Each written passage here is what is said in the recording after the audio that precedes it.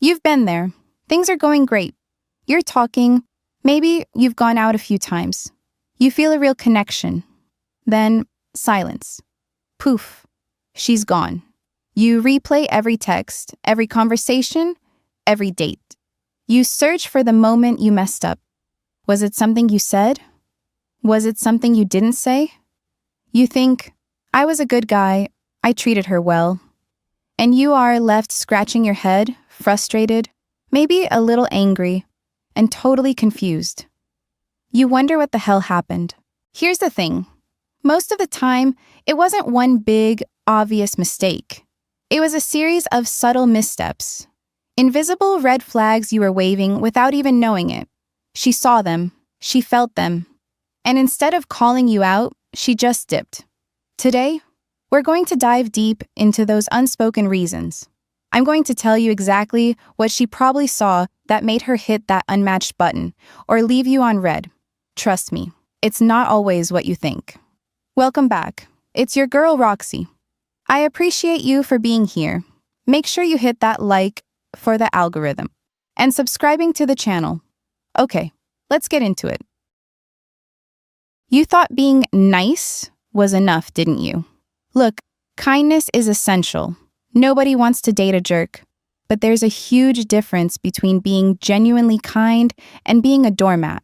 A lot of you guys confuse nice with being passive, agreeable to a fault, or lacking boundaries. You're so focused on not rocking the boat that you never actually steer it. You let her pick every restaurant, make every plan, lead every conversation. You agree with everything she says, even when you secretly don't. You never challenge her playfully. You never show a distinct personality that stands on its own. It's like you're trying to be the most agreeable version of yourself, hoping she'll like that blank canvas. And guess what? That's incredibly boring. Women aren't looking for a yes man. They're looking for a partner, someone with their own thoughts, their own opinions, their own spine. They want someone who can take the lead sometimes. Imagine this. You're planning a date, and she asks, "What do you want to do?" And your go-to response is, "Whatever you want to do is fine with me." Over and over again. Or you let her walk all over your schedule because you're scared of saying no. That's not being nice. That's being spineless. It signals a lack of confidence and a lack of self-respect.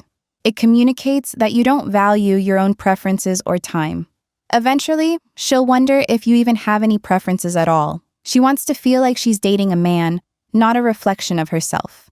And when she doesn't feel that energy, she's out. It's not about being aggressive, it's about being assertive. It's about knowing what you want and communicating it respectfully. It's about having a preference for Mexican food over Italian and suggesting it without fear. It's about saying, "Hey, Friday night doesn't work for me, but how about Saturday?" Instead of twisting yourself into a pretzel to accommodate her every whim. That kind of self-possession is incredibly attractive. It shows you have a life, you have priorities, and you respect yourself enough to stand by them. And when you respect yourself, she'll respect you too. If you're constantly deferring to her, she'll eventually see you as less of an equal and more of an accessory. And trust me, accessories get discarded. This brings me to the next point, because often this nice guy behavior stems from a deeper place of insecurity. A huge red flag, one that will make a woman vanish faster than a lag spike, is emotional neediness and insecurity. This isn't about wanting connection, it's about demanding it. It's when your happiness, your self-worth, and your entire emotional state depend on her validation. She feels it. Oh, she absolutely feels it. It leaks out in 1,000 subtle ways.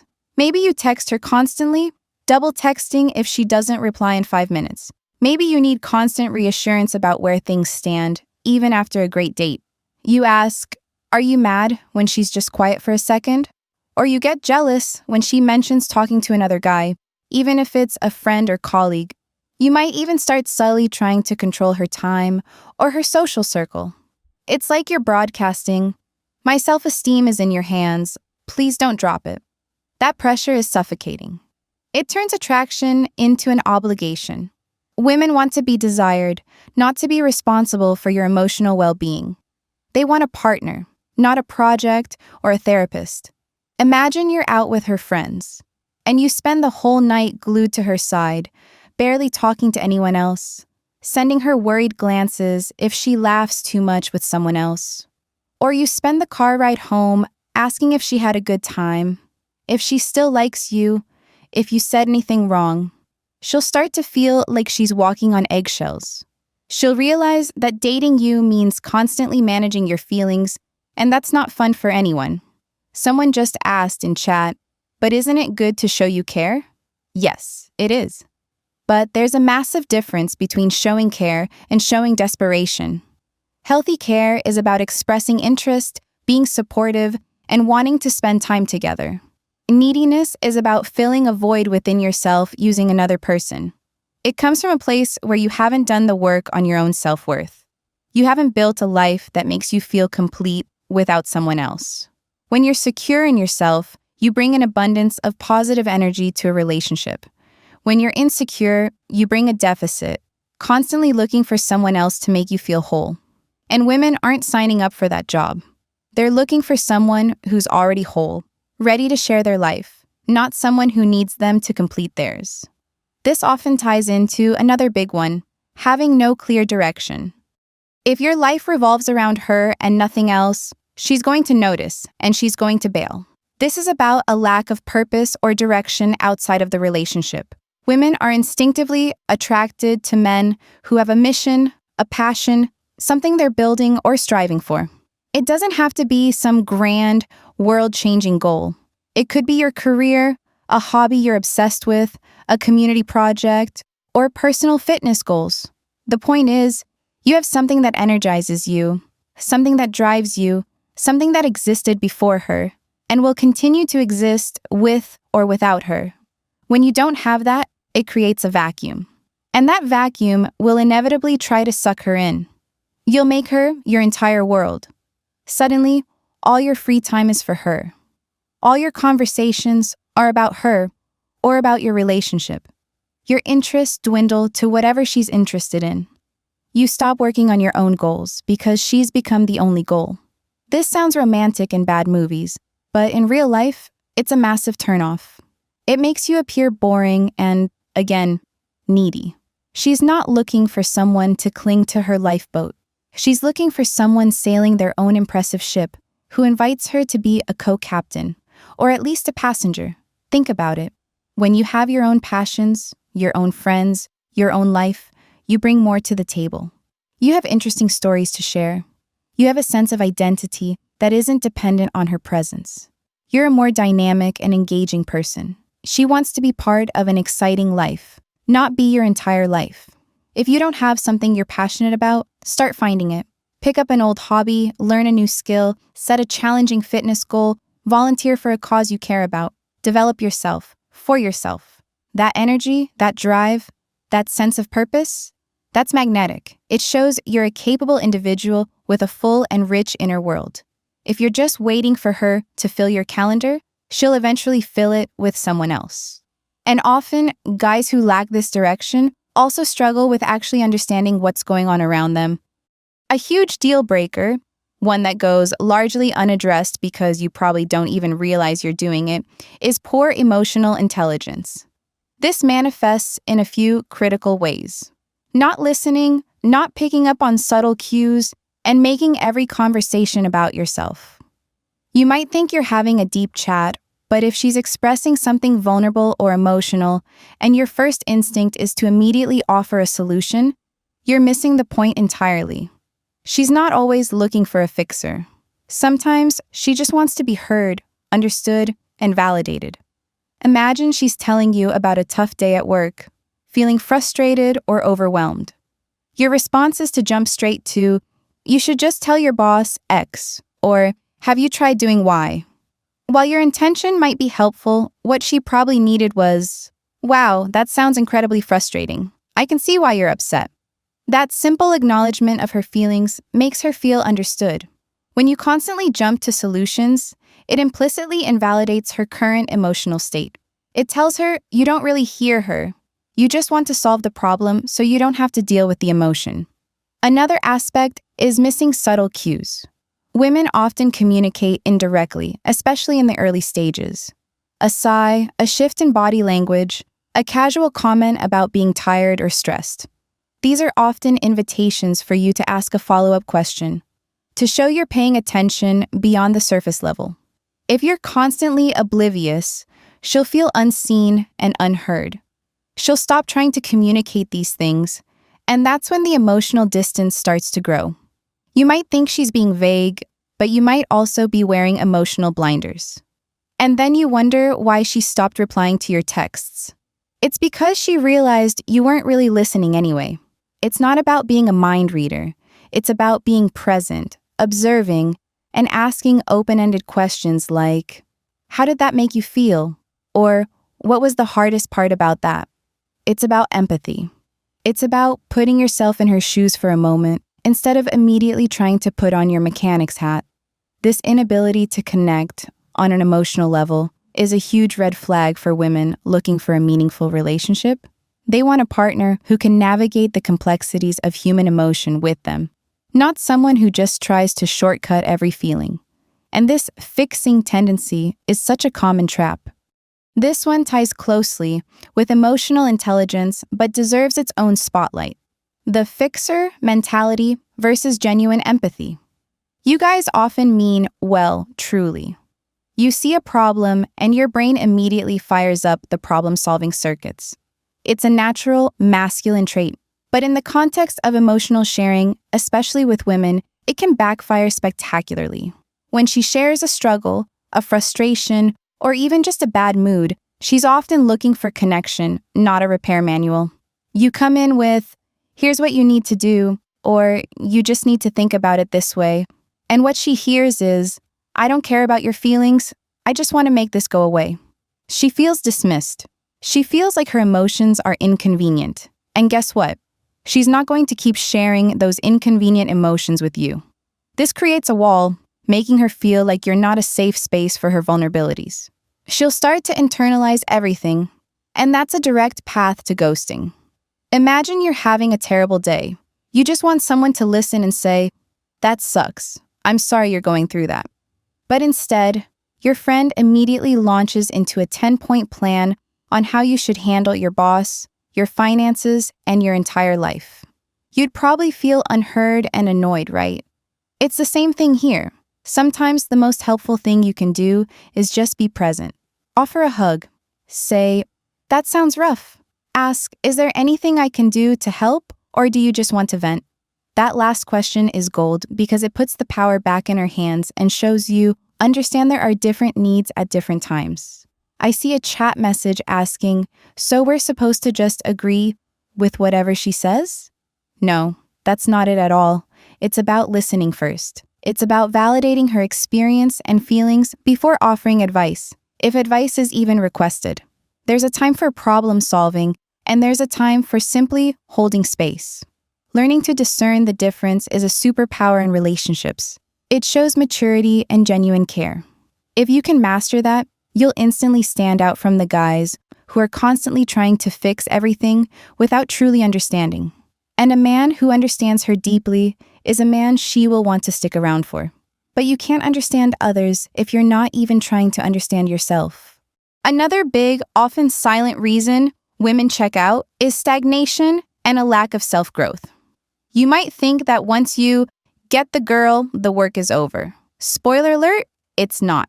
If you stop growing as a person, if you become complacent, if your life remains exactly the same year after year with no new challenges, no new learning, no new ambition, she's going to notice. People are attracted to forward motion, to dynamism, to someone who is continuously evolving and trying to be a better version of themselves. When you stop investing in your own personal growth, you essentially become less interesting. You have fewer new experiences to share, fewer fresh perspectives. You might fall into old routines, stop challenging yourself mentally or physically, or just generally lose that spark that makes someone engaging. This isn't about becoming a different person. It's about continuously becoming more of the amazing person you already are, and then some. It's about showing her that you're committed to a lifelong journey of self-improvement, not just for her, but for yourself. Imagine being with someone who talks about the same 5 stories from college, has the same complaints about his job, and never tries anything new.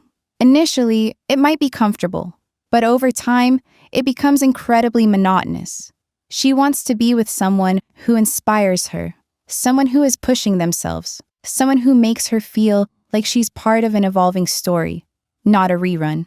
She's looking for someone who keeps life interesting, not just for her, but by actively pursuing their own passions and bettering their own life.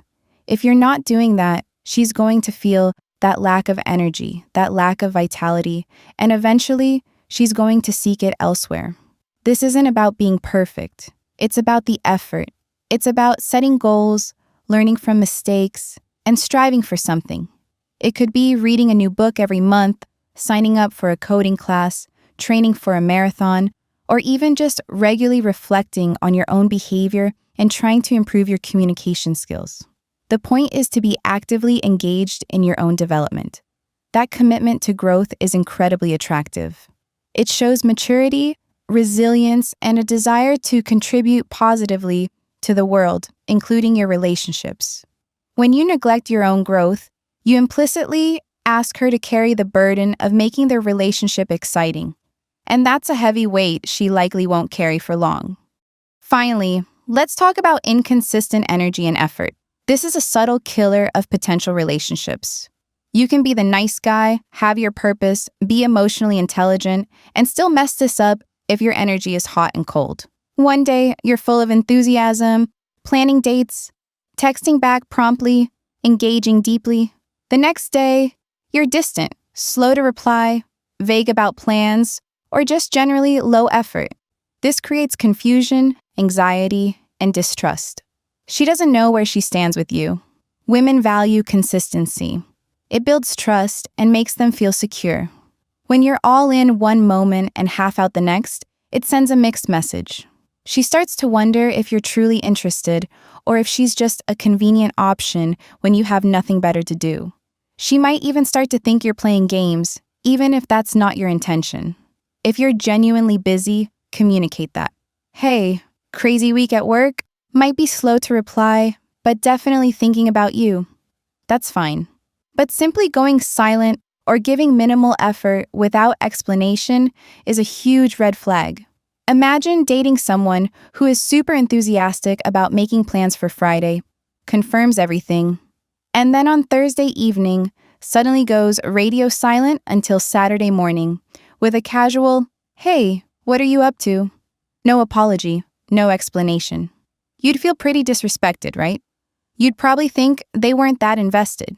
That kind of inconsistency makes a woman feel like she's not a priority, like she's disposable, and nobody wants to feel that way. This isn't about being available 24/7 or never having an off day.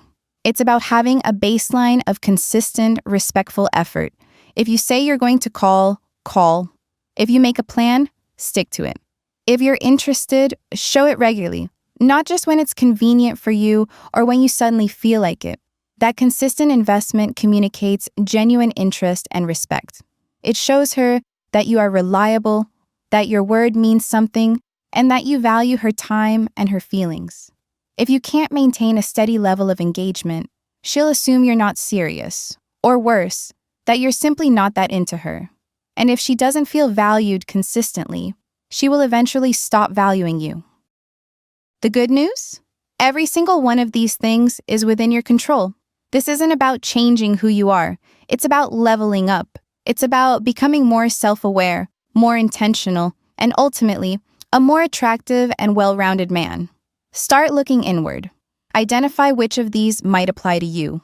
It takes guts, I know. But the payoff is immense. You'll not only have better relationships, you'll feel better about yourself. So, there you have it. The real reasons she probably ghosted you. It's rarely about your looks or your money, and almost always about these subtle behavioral patterns that scream red flag to a woman. Things like being too passive, projecting your insecurities, having no purpose, missing emotional cues, always trying to fix things instead of listening, or being inconsistent. Let me know in the comments which of these hit home for you. Or maybe you've got a ghosting story where you did figure out the real reason. Share your insights. Don't forget to like this video and subscribe for more real talk. I'll catch you next time.